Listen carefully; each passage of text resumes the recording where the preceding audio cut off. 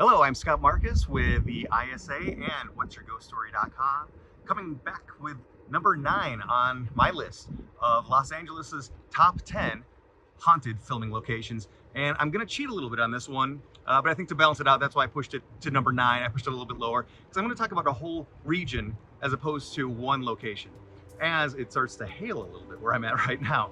And I'm going to talk about the whole area around the Ambassador Hotel.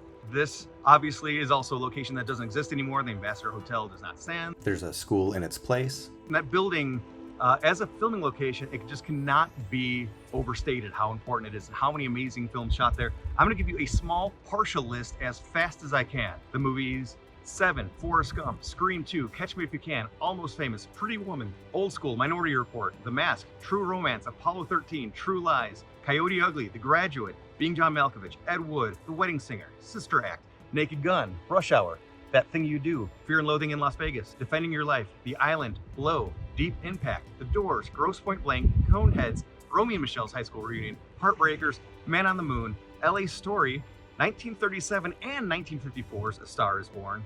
And during a time in the 70s, it seemed that every crime or crime fighting show wanted to film there, including Starsky and Hutch, Charlie's Angels, Policewoman, The Bionic Woman, SWAT, Police Story, Barnaby Jones, The Mod Squad, and Dragnet. From my research, the first narrative film that I could see that shot here was a silent film from 1923 called Tips, which is listed as the story of a little bellhop and her adventures in a big hotel, starring Baby Peggy, which, by the way, if you want an interesting Hollywood story, look up Baby Peggy, who was a phenom in the silent era and actually ended up being the last surviving actor from the silent era. She just passed away in 2020 at the age of 101. Turning to the ghost stories, people have talked about phantom voices and cold spots observed. However, the most iconic ghost in this building is definitely a woman seen in a white lace dress. She's been seen for decades looking out of a 4th-story window. People outside looking in will see her. However, members of film crews have seen her in the building all the way up to 2005's Domino, which was one of the last films shot at the Ambassador before it was demolished.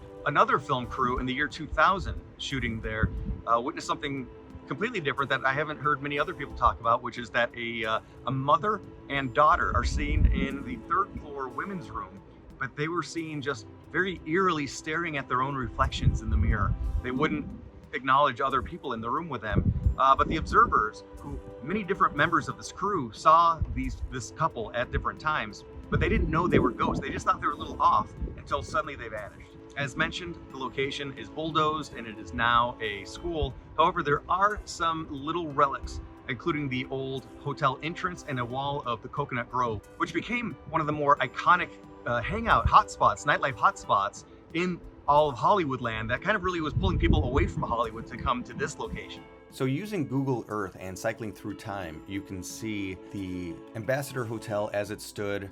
As we're looking at this, Wilshire Boulevard is at the very bottom of the screen, and you can see the Ambassador Hotel in the center with those wings that kind of open towards, looking towards the bottom of the frame towards Wilshire Boulevard. And then you can see how the construction goes through, the building is gone, and suddenly a new building is in its place with a very similar design, as almost like arms reaching out and opening out towards Wilshire Boulevard. Also, using Google Street View, you can see how basically the Ambassador sign, which is still standing today, it doesn't say Ambassador anymore, but you can look back in time and see how it looked as the renovations were going on in 2009 and a bit earlier, 2007. Here you still see some of the original lettering on that pillar, but eventually it goes under construction and that is still standing. That pillar is still standing, but of course the signage is gone.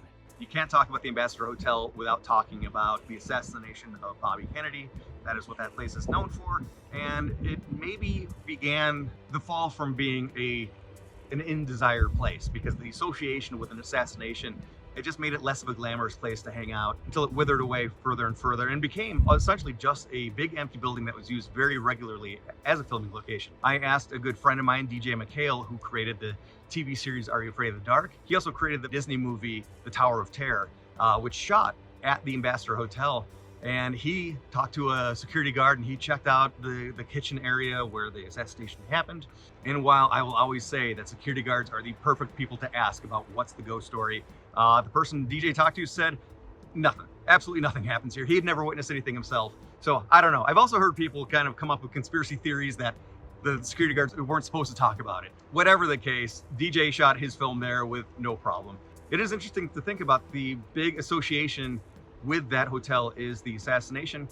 The kitchen always remained a very calm place as all these different film crews are coming in, all these different investigators or explorers.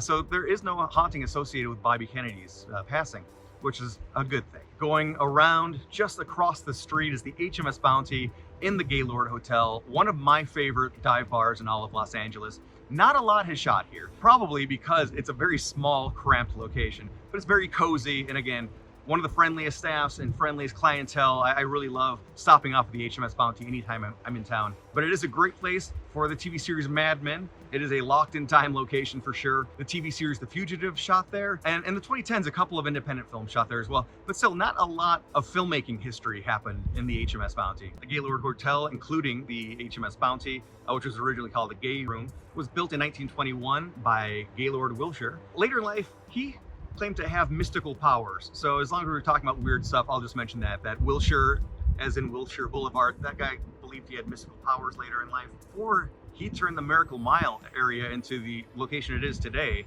it was actually a dump.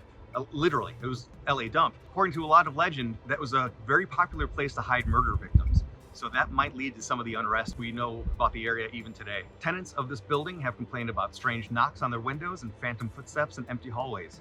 Most notably, there's a ghost that haunts the ladies' room, which used to be a salon. So a couple things. I don't know why, but it seems like a lot of bathrooms have ghost stories associated with them. But two, that salon, as I mentioned, the bathroom in the lobby, it's actually down a flight of stairs in the Gaylord Hotel. Used to be a salon, and that's where Marilyn Monroe got her hair dyed blonde. A little bit of film history right there. Capping off this location is right around the corner, again, across the street from the former site of the Ambassador Hotel, is the Prince. Again, a place I have a soft spot for, is it is such a unique, old, dark, but still cozy and homey kind of a bar. Once again, it was used in the TV series Mad Men. It's used extensively as the main bar in the TV series New Girl. Could I get a cream soda? Dude, we both know what you're gonna do. Don't. It's not cool. What? We have a flasher.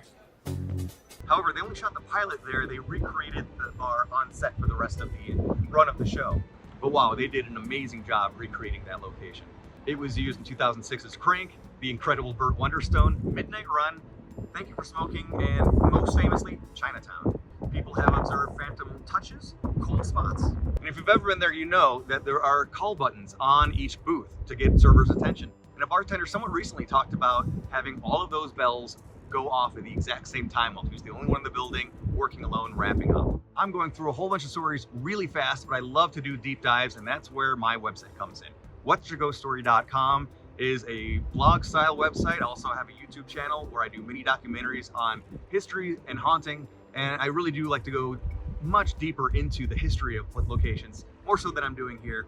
As I said last time, if you have any locations that you want to see coming up on this list for the remaining number 1 through 8 of haunted filming locations in Los Angeles, leave a comment. Anything else you want to share? Do you have a ghost story? I always love to hear that too. You passed the bar exam? I wanted to prove to myself that I dropped out of law school because I wanted to be a bartender, not because I couldn't be a lawyer. This also says spaghetti sandwich. That's just because it's a great idea when I have a great idea right at time.